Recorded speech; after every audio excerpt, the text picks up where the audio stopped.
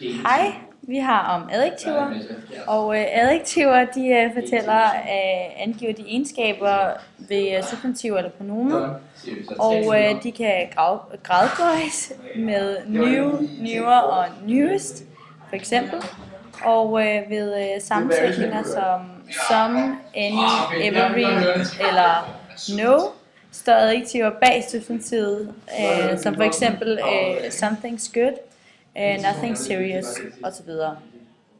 Adjektiver de kan både være beskrivende og klassificerende. Det vil sige, at hvis de er beskrivende, så fortæller de noget om en person eller en ting, hvorimod at hvis de er klassificerende, så fortæller de noget om en bestemt kategori eller type. Så for eksempel, I kan se på skærmen, så er de beskrivende adjektiver som deeply personal problems, og et klassificerende eksempel kunne være a personal assistant. Ja, og så adjektiverne, de kan enten stå attributivt eller prædikativt. Og når de står attributivt, så kan man se ligesom på eksemplet, at the old man, hvor det enten står foran eller efter, ligesom i the person responsible. Og det er, hvor adjektivet det ligesom beskriver substantivet eller ja. Og så når det står prædikativt, så står det som enten objeksprædikat eller subjektsprædikat, ligesom man kan se på eksemplet he was old, hvor hvor old er subjektsprædikat til old. Ja. Og så omkring adjektiverne sådan indbyrdes stilling, så hvis der er flere adjektiver står attributivt til samme substantiv, så har de normalt sådan en bestemt rækkefølge, ligesom der også er på dansk, som for eksempel sådan vurdering og størrelse og nationalitet osv. Og et eksempel på det her, som man også kan se på skærmen, det er horrible big green Dutch wooden shoes.